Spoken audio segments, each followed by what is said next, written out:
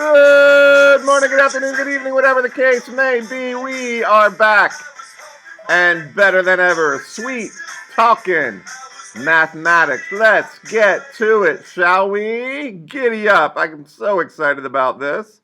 All right, so we're talking about growth and decay today. We're going to examine situations where quantities are either increasing or decreasing exponentially. What in the world does that mean? Well, generally means that growth or decay is happening very quickly. Not all the time, though. We call these situations growth and decay. So, populations of animals and bacteria can grow exponentially if the conditions are favorable. So, let's see. Under favorable conditions, a population of rabbits will grow exponentially. And let's say we have this exponential equation to model that growth. And it is exponential indeed, exponential, because we have our variable as an exponent. And not contrary, in addition to what we were talking about before, we got a coefficient in front of our base. Okay, t represents the time in months. So we could calculate the population after 6.5 months by replacing t with 6.5. We crank that on our calculator, and we get about 9,051 rabbits. We can't, it certainly couldn't grow in the long term because eventually the planet would run out of food, but we can, to a certain extent, model that growth using an exponential model. All right, let's try an example. During a locust plague, the area of land eaten is given by A equals 8,000 times 2 to the 0.5 n hectares, where n is the number of weeks after the initial observation. Okay, that's important. Find the size of the area initially eaten. So initially is key here. So that's at the very beginning of the observation. So that means n would be equal to 0. Okay, so that's a very easy calculation because a would be equal to 8,000 times 2 to the 0.5 times 0. And 0.5 to the 0 times 0 is 0, and 2 to the 0 is 1. So the area would be 8,000 hectares. That's the initial area. Okay, that's important. So in other words, we have the ordered pair 0, 8,000. Say yes? Yes. All right. B, find the size of the area eaten after 4 weeks. So this is BI. So A would be equal to 8,000 times 2 to the 0.5, replacing n with 4. And so that would clearly be times 2 squared. And if we calculate that on using our calculator, I will tell you that we end up with 32,000 hectares. So that would be the ordered pair for 32,000. Very good, very nice, very easy.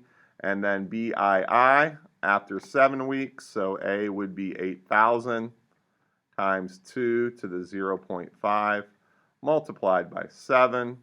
And so that would turn out to be, again, using our calculator, 90,500 hectares. So now we have the coordinate 7, 90,500. Did I say 95,000? I hope I didn't before. Okay, now they're asking us to sketch this. Well, we have some ordered pairs. So we got to decide our scale, I think. Well, we're going to change this axis to n and this to a here. So at times 0, along the n-axis we have 0, 4, and 7. So we're okay if I call this 5. It's important to label our axes, but we're starting at 8,000, and we're going all the way up to 90,500. So maybe 10,000 would be good, 10, 20, 30, 40, 50, 60, 70, 80, 90, 100. So that'll be good. So I'm going to say that each of these is worth 10,000, 10, 20, 30, 40. So I'll just do this as a point of reference. So that's 50,000. So 0, 8,000 is going to be about right there. 4, 32,000, 10, 20, 32, about right there. And 6, 7, that's 7, 90,500, so 50, 60, 70, 80. 90,500 is going to be very, very close. So we're looking at the growth like that. Okay.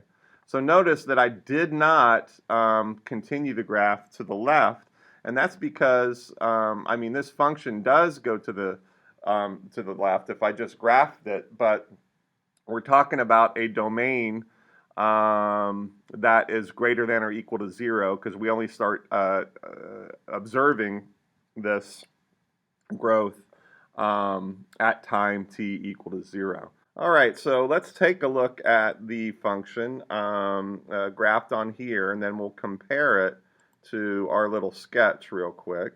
I guess, well, no, I am going to change the scale. So I'm going to go Menu, Window Zoom, and Window Settings. So I'm going to start at like, -5, so I get a good picture of the graph to, I think 10 is good with a scale of 1.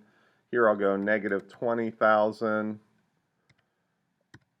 to, let's go 100,000. No, let's go 120,000. And with a scale of 10,000. And okay, and our graph will change. And this is just scientific notation here. I don't know why that point is there. Let's get rid of it. And let's go ahead and graph the original function, which was 8,000 times 2 to the 0.5 n, but of course we have to use x because we didn't change our parameters. And there it is. Looks pretty good. Looks about the same as what we had right there. Okay. All right. So one more example, then we'll shut it up. Let's talk about decay. When the value of a variable decreases exponentially over time, we call it decay. So, the temperature of a cup of tea or coffee just sitting out in the open, radioactive decay. And then, you turn off an electrical appliance, the current decreases. So those are some examples of where you could have decay. Sorry. The current I flowing through the electric circuit in a fan t milliseconds after it is switched off is given by this function, exponential function.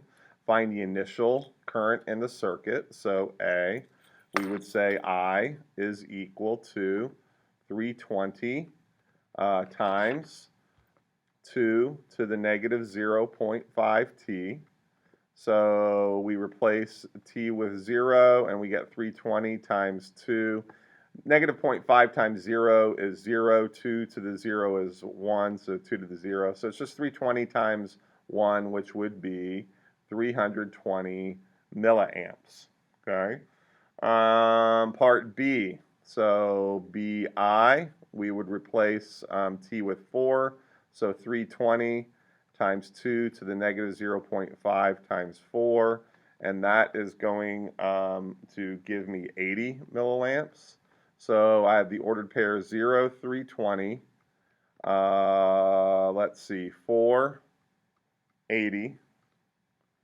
Okay, and then I'm not going to fill this out. We're just going to replace the t with 10. I'm not going to insult you. I will just tell you that that is equal to 10. So we have the ordered pair 10, 10. And then for part 3, we have the ordered pair that is equal to 5/16. So 25/16. So what are our axes?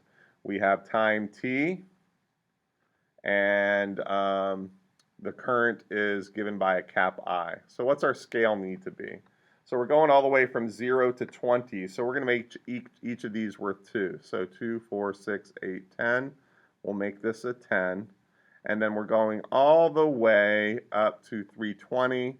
So if each of these were, I don't know, let's make them 50, 50, 100, 150, so this is 100, this is 200, this is 300, and we'll go up to 400.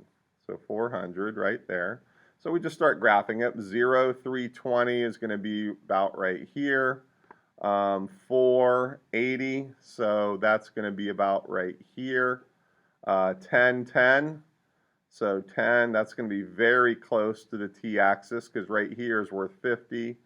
And then 20, 10, 12, 14, 16, 18, 20. Couldn't get much closer to the y-axis, to the t-axis. And so this is going to look, it's going to start here, and it's going to be a nice smooth curve approaching the t-axis. So it's going to look like that.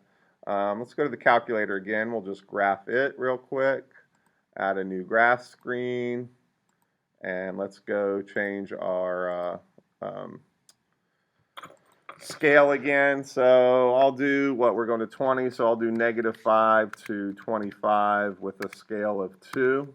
And then I'll go -100 all the way up to 500 with a scale of 50. See how that looks? Pretty good. And so then we'll take a look at our function, which is 320 times 2 to the -0.5, and we have to use x. And let's see how it looks. And looks like we did pretty good.